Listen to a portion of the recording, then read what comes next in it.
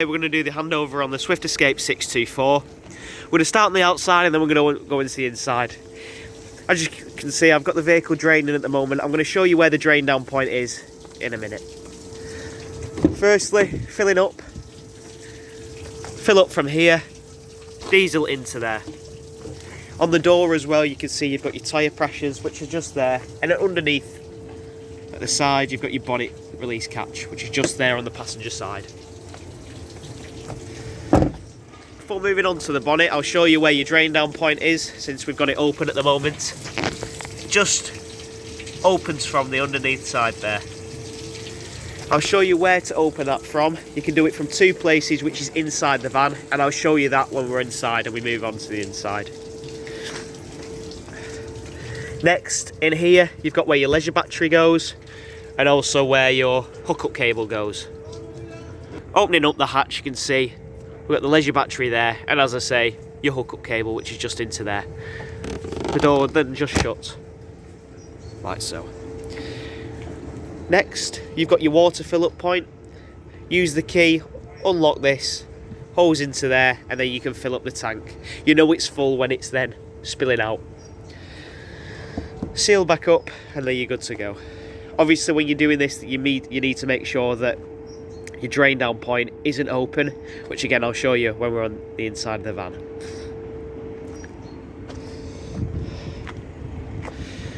Moving to the back, you've got your bike rack, which is here. Very simple. These just fold out, and then using these, you thread them through, pull tight, and that'll secure on the wheel itself. You can also see you've got your reversing camera up there as well.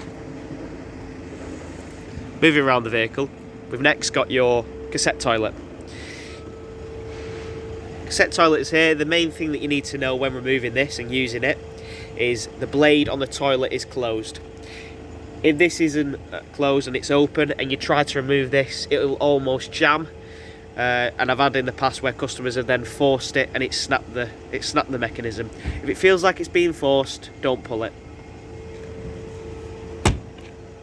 Just like that. Underneath, you've got your first drain down point. You've got your waste drain down point, which is here, which is done from the outside of the vehicle. So your freshwater drain down point is done from the inside, your wastewater is done from the outside. All you've got to do, turn that, and that'll empty the system. At the moment it is empty, but as I say, all you need to do is turn that to empty it. Next, you've got your gas locker, which is just on this side. Push in, and that'll open. Got storage for 2 bottles in there.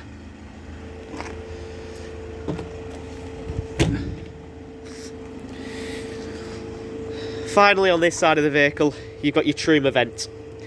You need to remove this when you're using your Truma boiler, because in essence this is the chimney. So remove that, so then the system can breathe. When you're travelling, however, you need to make sure that the cap is on for this, because dirt can get in here and you don't want that.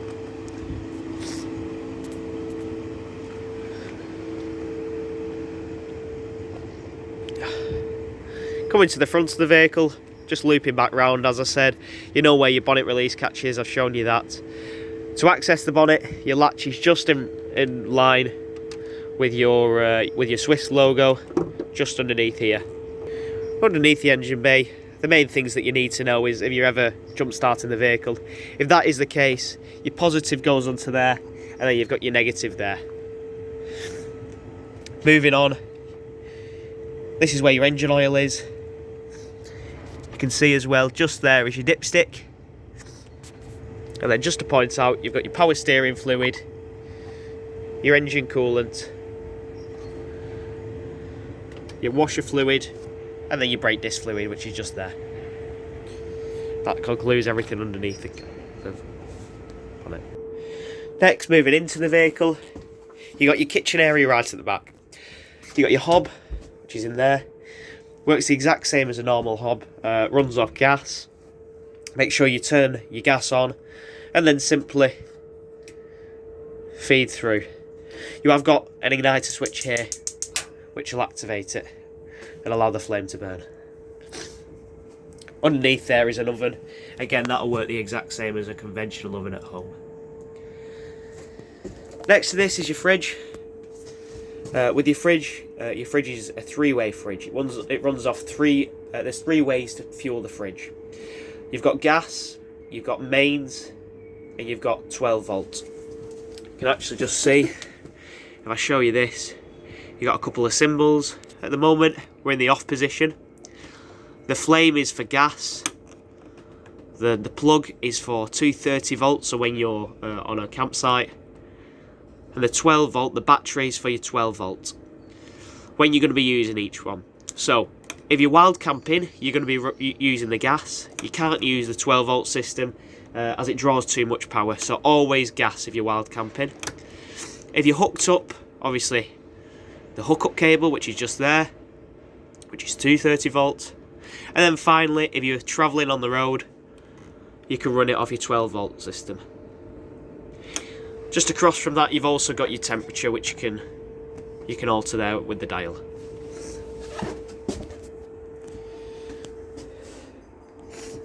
Next, we have your control panel. On your control panel, the main button is your power button. That turns everything on, that activates everything. To turn on your lights, click your lights button, that'll turn your lights on. And then to turn your awning light on, just simply click that button there. If you click view levels, it'll show you all your levels for your vehicle. You've got your leisure battery level, your fresh water, your wastewater, and then your vehicle level. So everything's there for you to know. You've also got battery select. You can change the battery depending on what you want to run the vehicle off. Always keep it on the leisure battery, so don't select that button. Always keep it on this. At the moment, we're plugged in, so you can see that we're on mains power. The final button, which I've not talked about, is the water pump. Select this. You can hear that beeping. It'll beep to let you know that you've not got any water in the vehicle. You only want to select that pump when you have got water in the vehicle, because if you don't, obviously, you will burn out the pump. So make sure you've got water in the vehicle. Once you've filled up, come to this area, click your water pump, then go to all your taps, including your shower, turn them to hot and turn them on. What that's going to do is it's going to drag water through your boiler system, priming the boiler, and then out through your tap, which is there. It'll then spurt and splutter. Once it's running steadily, you know that you've primed your system for your hot water. Once you've done it on hot water, flick it over to cooled, and then you're good to go. You need to prime that system. Again, it'll spit and splutter. Once it's running readily, you're good to go. You've primed your system. Underneath, you've also got your 230 volt sockets, which is just there. Next, moving on, just to remove the cushion, you can see you've got your fresh water tank, which is here. In this area, the main bit that you need to know is how to drain it down. To drain down the whole system, unscrew the cap, which I've done here, put your hand in, and there's a metal chain and a metal plug, which is just into there. Remove the plug when you want to drain down the whole system, and what we say is leave that unplugged when you're driving, because as the vibrations from the road and as you're driving will empty the whole system. When you're filling up, of course, you need to put the plug in, fill up the system using the pipe there from outside the vehicle, as I've shown you earlier, and then you're good to go. Next, you have your boiler system, which is just here. You've got a Truma boiler. Now you can see the main thing that you need to know underneath here is what that yellow tab does. At the moment it's closed. Flick it up and that opens the system.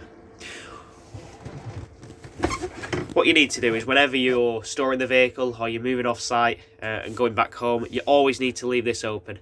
So flick that up and that'll empty the system. Close it down, so obviously close the system. And as I say, that's your boiler system there. To operate your boiler system, it's a very simple control down here. At the moment it's in the off position, as you can see next to the O. If I turn that, it'll turn to the gas. that's going to heat the system using gas. Using this dial then, I can turn that and select what temperature I want. And then go back to the off position just like that. Moving into the cab, you can see you've got your remus cab blinds, which are just into here. All you're going to do is pull these out. They'll meet into the middle and they're just on a magnetic strip, which is just there. They'll then come together and then black out the whole cab. For the side windows, you've got some press studs here, which underneath there you can see is where your blind is, and you can stick it on there for heat. Moving back into the habitation area, opposite your boiler system, you've got your RCD breaker, which is just this one here. That includes where all your trip switches are, and then opposite that you've got all your fuses. So if you ever blow a fuse, it's all here, and then you just need to look into your owner's manual to see which fuse you need. You've also got various buttons up here. The main one that you need to know about is the water heater. You can heat the water. It's got an external heater point so the water doesn't freeze. And as I say, that can just be found underneath here. Just above this area you can see we've got another similar control to what we found on the seat base down there. They do the exact same thing, however the only difference is this runs off the 230 volt. You know that because it says 230 volt there, whereas with the other one it had a little flame symbol. The other one with the flame symbol means you're running it off gas, so you're going to be using that when you're wild camping, and then when you're on site you'll use this one. At the moment, just like the other, you can see it's in the off position. You've got various options to choose, and what this means is the power rating.